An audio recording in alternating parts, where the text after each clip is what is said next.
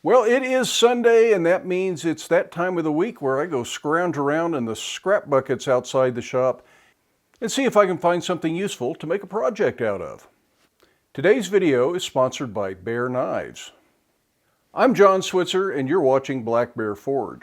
So what I've got out of the scrap bucket is a little piece of flat stock and a piece of angle iron, both way too long for anything I'm going to make. But I think I'm going to make a little cabinet pull, and this is inspired by a picture that a friend of mine sent of some poles that he has on his furniture from Mexico. Now, I haven't looked at that picture recently. I looked at it a couple of weeks ago when he sent it, and it's kind of been rattling around in my mind, so I'm sure what I envision now is not exactly what that picture looked like. And that's a good way to use your imagination and come up with something that's just a little bit unique, a little bit different, and not an exact copy of whatever the picture was. Now, if you need a copy, that's different, but I'm just trying to be inspired, trying to spark my imagination, and letting that stuff sit and kind of get a little bit fuzzy in your brain a little bit can sometimes help you imagine something that isn't exactly what you saw in the first place. So this is a piece of 1/8 by 1 angle iron, so that's what, about 3mm by 25mm equal leg angle iron, and this would be 1/8 by 1 flat bar, so again 3mm by 25mm. I'm going to cut a 1-inch slice off of this angle iron on the bandsaw. We'll make a holder out of that that'll hold the door or the drawer pull. Then I'm going to decide how long to cut this after we get started. I just see what looks good. Maybe do a little bit of decorative stamping, come up with something kind of unique, and see what we think of it. But before I start a fire in the forge, I want to thank today's video sponsor, who is Bear Knives. Bear Knives is a company from the Netherlands who is offsetting the CO2 emissions of their production process so that every knife made is a net negative CO2 emissions. Bear Knives are made from German stainless steel with a unique mountain pattern forged into the blade. They're available either with or without a woodblock magnetic knife holder. I've had this knife for about a week now, and I've used it quite extensively in the kitchen, and I'm really very pleased with the performance. Bear Knives is still raising funds through Kickstarter. If you're interested in supporting Bear Knives and getting one of these for yourself, there is a link down in the video description. I'm going to start this project with that little piece of angle iron. I'm going to draw this out from one edge and taper it towards the bend, then turn the 90-degree corner and keep tapering it out to a point. Hopefully this will make a little bit more sense when it's all done. I'm not sure how it's going to work to try and forge around the corner, but if I can do that, that leaves me that nice crisp corner that the angle iron comes with naturally. And that's the whole reason I chose to use angle iron. I'm going to draw down the corner and work towards this other point so that the part in the tongs is the original thickness, original width I should say. It wants to twist, so keep coming back and straightening it.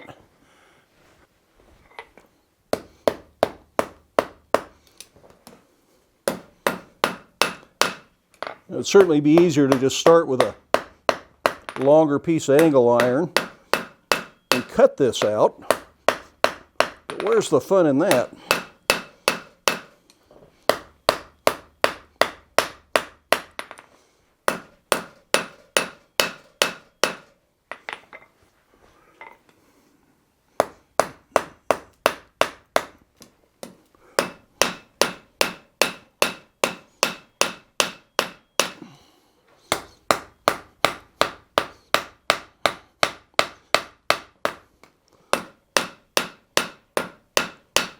That's just exactly what I was going for on that leg.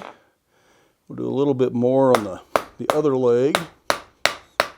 I think I'm going to try and get this down to more of a point though. In the long run, I want to put a curl on here that will hold the tab that you grip.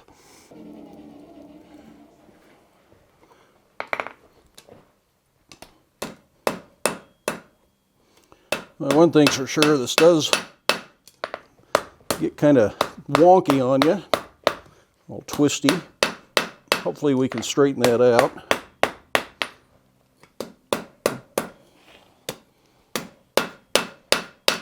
Let's go to the other end and see what happens here. Hopefully I haven't messed that up to the point it won't have a sharp corner anymore.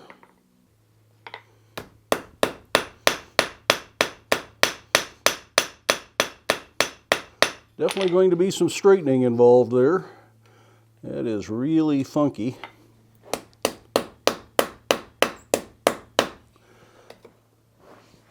It might just be a matter of dropping it on the floor a few times. Might be a matter of just drawing this corner out so I can push it all back this way. I'm sure I've drawn it out really crooked there. So I'm really wishing I had just gone ahead and started with a piece of 2-inch angle iron and cut this out and then just cleaned it up on the anvil here. This is not behaving super well and it's really fiddly to hold on to. I think we'll go to the vise and see if I can clean that up some. It cools off really fast too because it's kind of a small piece.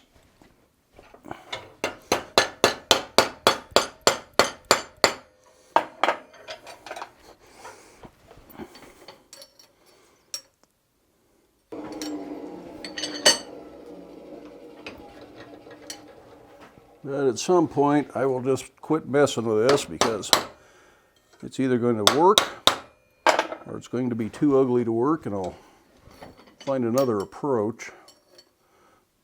You do a lot of work in that angle iron, make sure jaw spacers, let them cool down, or know they'll be hot and then don't grab them with your hand, but they're not hot yet. Yeah, that's probably going to be usable to some extent. Anyways, you kind of see what I was going for. And if you start with a wider piece of angle iron, you just cut that shape out. And I think that would have been the easier way to go. But I think we can make this work. So this is going to mount to the door, drawer, whatever, this way. And this is going to curl up to have a ring that the pull part actually hangs from. And that we're going to make out of this. I'm going to start this just by knocking the corners back because I'm going to punch a hole in here.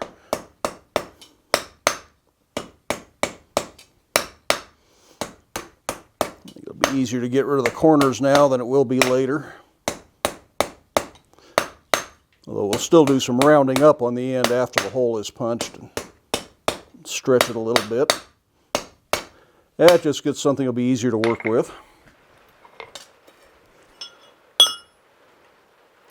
I'm just going to punch a hole in here.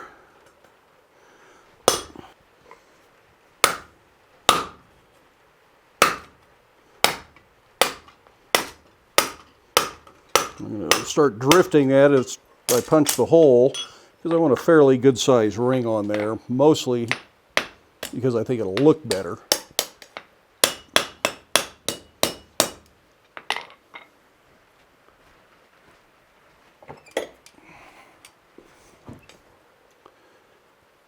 But also I think it'll swing a little bit smoother and just be a little bit easier to work with that way.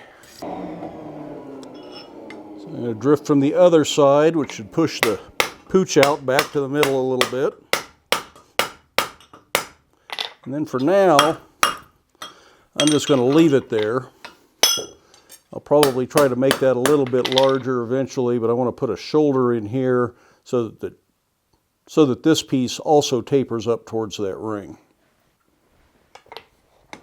I'm just going to try and keep my hammer edge aligned with the anvil's edge. And you see how that starts to roll out? I'm going to let that happen to some extent because I think that'll look good in the long run. So I'm not going to try and flatten that down completely.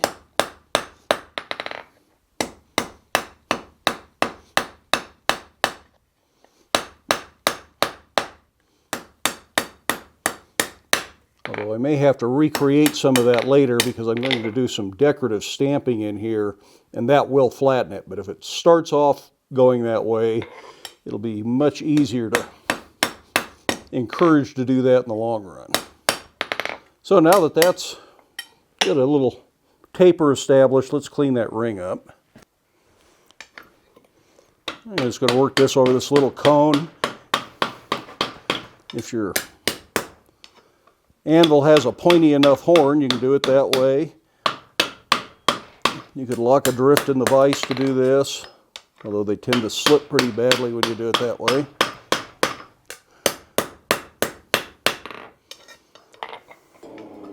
Mostly all I'm trying to do is make this look like a nice smooth round ring. So cleaning up these shoulders.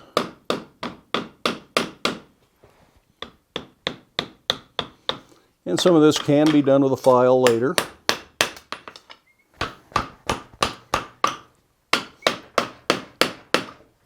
The closer you get at the anvil with a hammer, the less filing you'll have to do.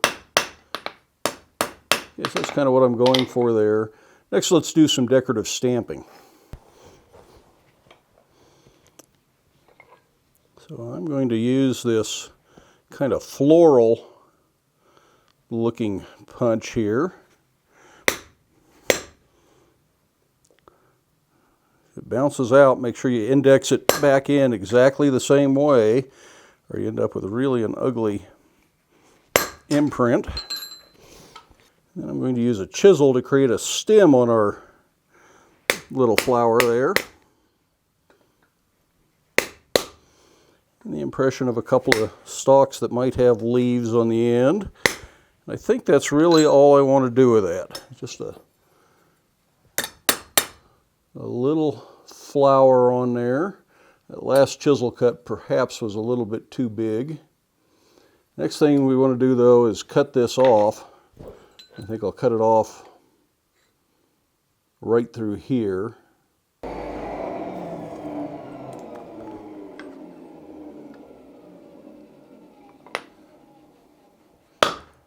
I'm going to start my cut, but before I finish it, I'm going to go to a swedge and reestablish some of that curve that I drove out. Don't drive that in far enough to wash out the flower element.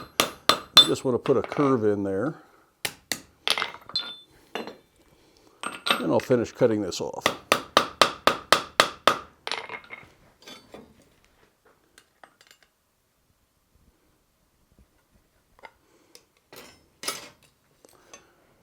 That is most of this.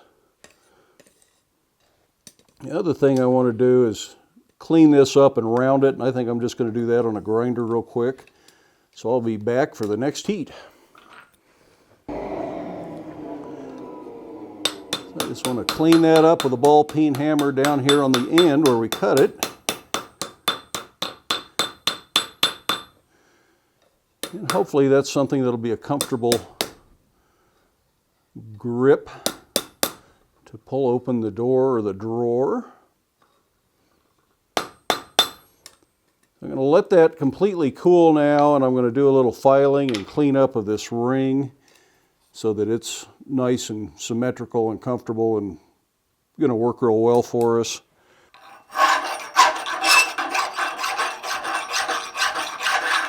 I'm just trying to clean up this whole little bit, make sure there's no rough edges, kind of smooth the outside of it a little bit. Not very much filing that needs to be done. You could probably get by without it. I just feel a little bit better if I make sure that there's nothing sharp that's going to snag anybody.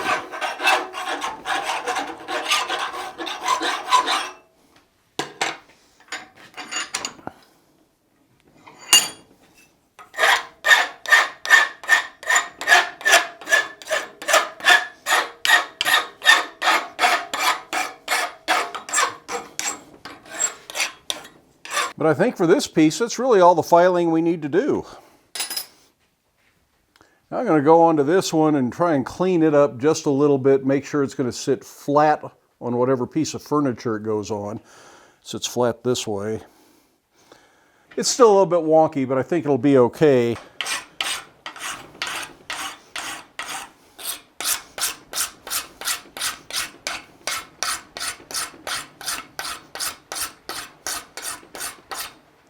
Sounds like we're going to get lucky and get a little bit of rain today.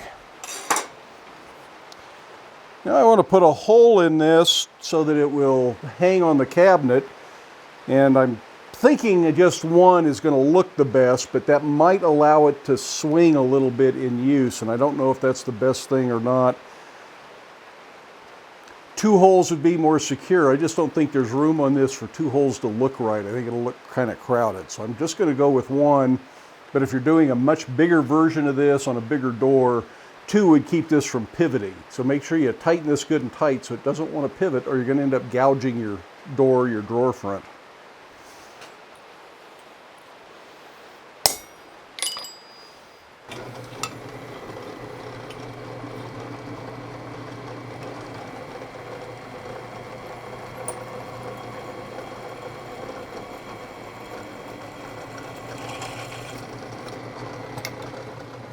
I'm going to go ahead and put my touch mark on here. I'm just going to use my last name, and I'm going to do it cold just because I don't want to mess this up again.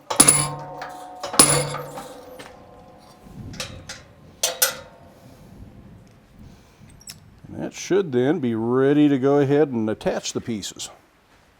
I'm trying not to get this too hot because I don't want it to be floppy and deform on me at this point. So I may have to do a couple of heats. It gets it started rolling.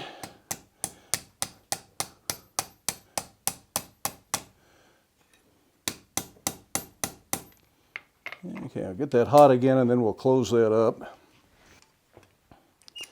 And make sure you put the front side out, otherwise you're going to have to take it apart and fix it. Oop. Also make sure it's all together properly before you close it up.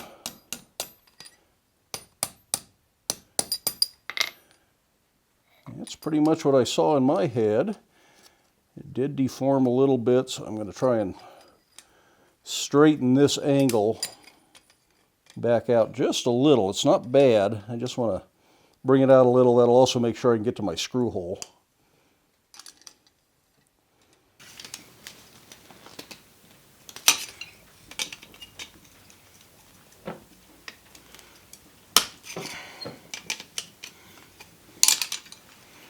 At this point, it's just fiddling with it because things aren't quite as perfectly shaped as I might like.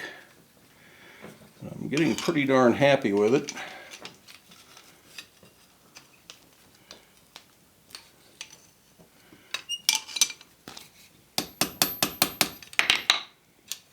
Okay, here's our little pole. I'm going to go put some wax on that.